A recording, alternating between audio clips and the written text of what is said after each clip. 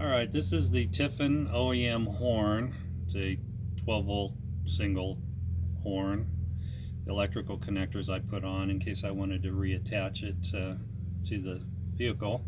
And this is a 2017 Tiffin Breeze 31BR. These are the air horns. This is an H&S Mega Blast. It comes in chrome or black. I purchased the chrome model. They're metal horns, they're not plastic. This is a 15-inch horn, this is a 13-inch horn. Included in the kit are two air compressors, 12-volt air compressors, one air compressor for each horn, two relays, one relay for each horn, and the necessary air tubing that goes from the compressors to the horns. Again, this is the H&S Mega Blast in chrome. We looked it up on Amazon recently and it's $117.47 on Amazon. These are the quality metal horns made in Italy. Alright, for the installation, in the box you receive the two compressors, the two relays, the tubing, and the two horns. So you're going to have to make up your own wiring harness, which is very simple. Just crimp connectors, and I went ahead and shrink wrapped them. A variety of wires from relay to relay. It's really easy. The instructions are pretty straightforward. Pretty much the most, not the most challenging, but the most important thing is to, from the factory horn, which is mounted up in this same location, you find the wire. There's two wires. They're not marked positive or negative, so you identify the positive wire because you're going to use that wiring harness, or those two wires off the steering wheel horn, so that you can operate these horns from the steering wheel just like the factory installed horn. So once you identify those, you go ahead and follow the wiring directions.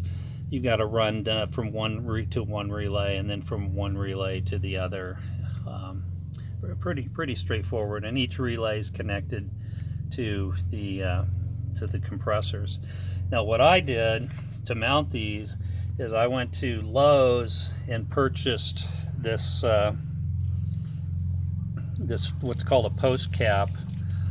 It's a let me read it here. It's a 6x6 TZ post cap. Lowe's item is For fencing?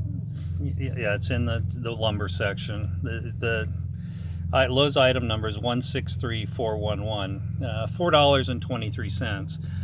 And what I did was I painted it up, of course, and it comes with a few holes in it, but I drilled a couple extra holes in it. Included in the horn kit is a couple stainless steel nuts and bolts.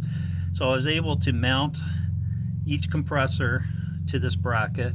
Then I mounted each relay to this bracket. And then what I did was I used some self-tapping sheet metal screws and went through the firewall and mounted this bracket. So I have all of the hardware for the horns mounted on one bracket, and the bracket mounted to the firewall. So it made it, I thought, a little cleaner install and easier to get to each one of these compressors and the relays for the purposes of wiring them and installing the air horn, or the hose to the horns. Then what I used to mount the horn down here is I used it's called a single stud shoe, same thing, Lowe's item number 67428. It's a 1 9/16 by 5 inch. It's hard to see, but it's got a long surface area here with a 90 and a short surface area there. There's two tabs on each end which I cut off. But what I did was I sheet metal screwed these into the electronics bay underneath the driver's seat, just being cautious not to interfere with any components on the other side. You do have to cut away some of the spray-on insulation if you want a flush flat mount. And then the same thing with some self-tapping sheet metal screws. I went ahead and foamed around it though to insulate it around the bracket, since there was some insulation on the wall of the storage compartment. I mounted these horns forward and slightly downward in case any moisture or debris gets in there, so that it will run out.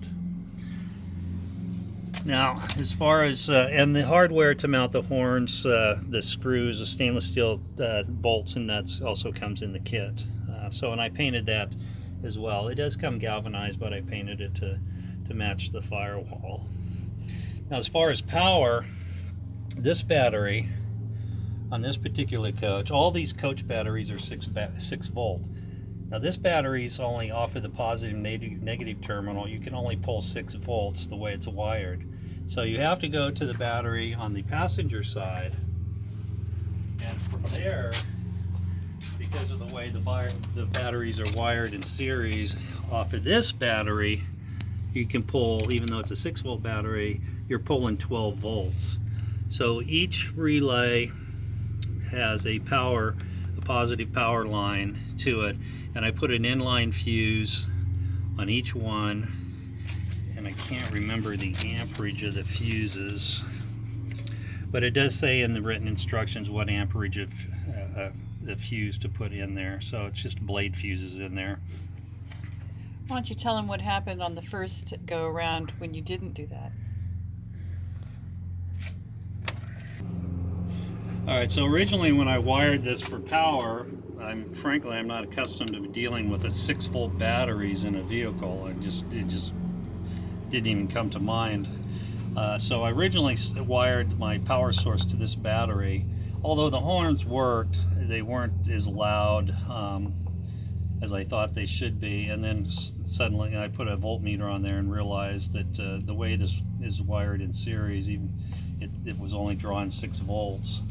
So over there, though, on the other side, on the passenger side, you are drawing 12 volts. So I just extended the power lines. You can see there's a positive lead over, and a positive lead there over to the battery, and I did put it in wire loom and just strung it all the way across.